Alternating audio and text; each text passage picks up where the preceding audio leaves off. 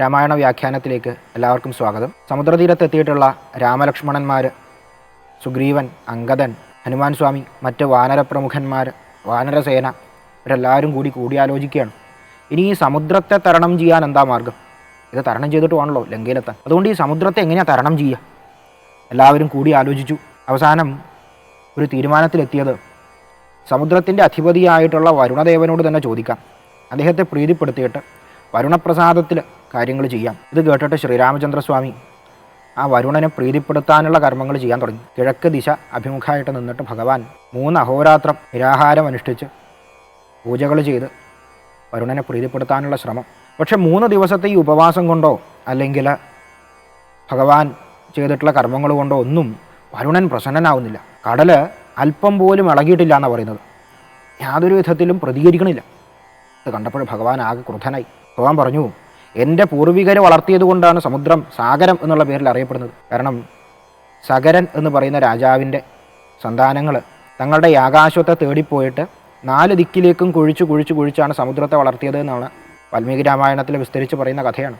ഭഗീരഥ പ്രയത്നമൊക്കെ അതുമായിട്ട് ബന്ധപ്പെട്ടിട്ട് അതിൻ്റെ തുടർന്ന് വരുന്ന ഭാഗങ്ങളാണ്. അതുകൊണ്ടാണ് സഗരൻ്റെ പുത്രന്മാരെ വളർത്തിയത് കൊണ്ട് സാഗരം എന്നുള്ള പേര്.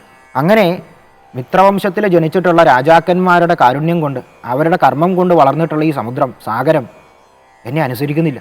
ധാർമ്മികമായിട്ട് പരിപൂർണ സമർപ്പണത്തോടെ അനുഷ്ഠിച്ചിട്ടുള്ള ഈ കർമ്മത്തിന് യാതൊരു വിലയും കൽപ്പിക്കാത്ത സമുദ്രത്തിൻ്റെ അഹങ്കാരത്തിന് ഇന്നൊരു തീർപ്പ് കൽപ്പിക്കണമെന്ന് ഭഗവാൻ തീരുമാനിച്ചു. ലക്ഷ്മണനോട് തൻ്റെ അമ്പും വില്ലും കൊണ്ടുവരാൻ പറഞ്ഞു.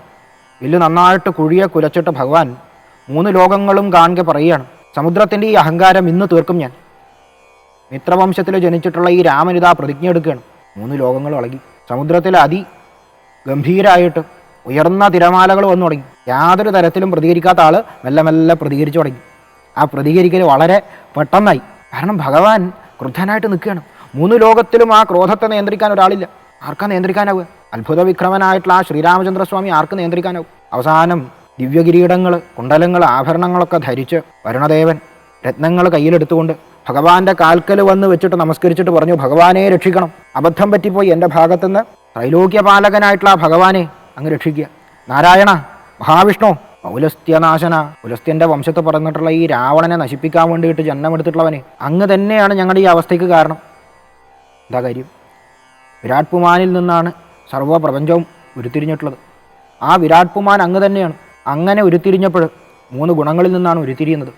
ആ വിരാട് പുമാനിൽ നിന്ന് 3 ഗുണങ്ങൾ, ആ 3 ഗുണങ്ങളിൽ നിന്ന് ഓരോ വസ്തുക്കൾ, ഓരോ കാര്യങ്ങൾ. സാത്വികമായിട്ടുള്ള ഗുണത്തിൽ നിന്ന് ദേവന്മാരുണ്ടായി, രാജസ ഗുണത്തിൽ നിന്ന് പ്രജകളുണ്ടായി, തമോ ഗുണത്തിൽ നിന്ന് പഞ്ചഭൂതങ്ങളുണ്ടായി. ആ പഞ്ചഭൂതങ്ങളിൽ ഒന്നാണ് ജലം. ഒരു വരുണൻ പറഞ്ഞു, താമസ സ്വഭാവമാണ് ഈ വൈകലിന് കാരണം, അല്ലാതെ അങ്ങയോടുള്ള അനിഷ്ടമോ അങ്ങയോടുള്ള വിരോധമല്ല, ബഹുമാനക്കുറവല്ല. അങ്ങ് സർവ്വപ്രപഞ്ചത്തിൻ്റെയും നാഥനാണ്, ഞങ്ങളുടെ നാഥനാണ്. ഞങ്ങൾ ഏത് ഗുണങ്ങളിൽ നിന്നാണോ ഉണ്ടായിട്ടുള്ളത് ആ ഗുണങ്ങളുടെ ആത്മാവാണ്.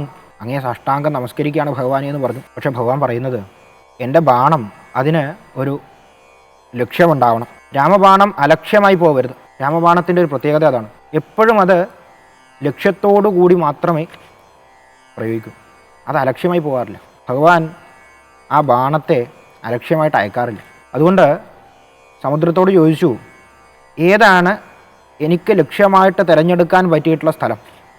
അത് നീ പറഞ്ഞു തരിക. അപ്പോൾ സമുദ്രം പറഞ്ഞു, അങ്ങനെയാണെങ്കിൽ എൻ്റെ ഉത്തര തീരത്ത്, വടക്കേ തീരത്ത് ദ്രുമകുല്യം എന്ന് പറയുന്നൊരു സ്ഥലമുണ്ട്.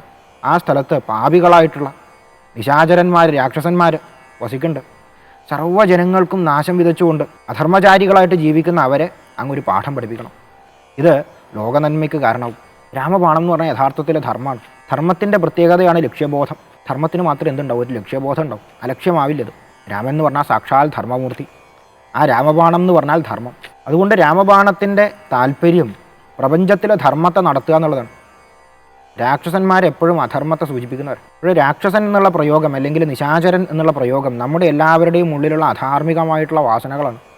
അതിനെ ഇല്ലാണ്ടാക്കുകയാണ് രാമബാണത്തിൻ്റെ ലക്ഷ്യം. അതുകൊണ്ട് ദ്രുമകുല്യത്തേക്ക് രാമബാണം പ്രയോഗിച്ചു. എന്നിട്ട് സമുദ്രം പറഞ്ഞു, അങ്ങ് എത്രയും പെട്ടെന്ന് സേതുബന്ധനം ചെയ്തോളൂ. നളൻ ഈ കാര്യത്തിൽ അങ്ങേ സഹായിക്കും. വിശ്വകർമാവിൻ്റെ പുത്രനാണ്. ദേവശില്പിയായിട്ടുള്ള വിശ്വകർമാവിൻ്റെ പുത്രൻ ഇവിടെ സേതുബന്ധനം നടത്തും. ആ സേതു വഴി സർവ്വസൈന്യവും ലങ്കയിലെത്തിയിട്ട് ആ രാവണനെ വധിച്ച് പ്രപഞ്ചത്തിന് മുഴുവൻ അങ്ങ് നന്മ ചെയ്യുക. അങ്ങനെ പറഞ്ഞ് സമുദ്രം അദ്ദേഹത്തെ നമസ്കരിച്ചിട്ട് അവിടുന്ന് യാത്ര ചെയ്യും. സേതുബന്ധനത്തിനുള്ള ക്രിയകൾ ആരംഭിച്ചു. സേതുബന്ധനം ആരംഭിച്ച ആ സമയത്ത് ശ്രീരാമചന്ദ്രസ്വാമി സാക്ഷാൽ ശ്രീപരമേശ്വരനെ മനസ്സിൽ ധ്യാനിച്ച് ഒരു ശിവലിംഗം പ്രതിഷ്ഠിച്ചു. അതാണ് രാമേശ്വരം. രാമൻ്റെ ഈശ്വരനായിട്ട് രാമേശ്വരത്ത് ഭഗവാൻ ഇരിക്കുക.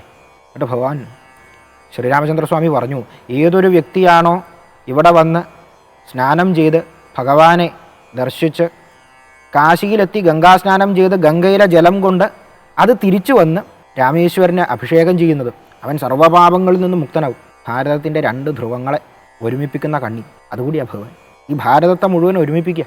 ആ രാമേശ്വരത്തെ, ശ്രീപരമേശ്വരൻ്റെ ആ സ്വരൂപത്തെയും സാക്ഷാൽ നാരായണൻ തന്നെയായിട്ടുള്ള ശ്രീരാമചന്ദ്രസ്വാമിയെയും ഹനുമാൻ സ്വാമിയെയും ലക്ഷ്മണനെയൊക്കെ മനസ്സിൽ സദാ സ്മരിച്ചിട്ട് അടുത്ത അധ്യായം നമുക്ക് അവസാനിപ്പിക്കാം.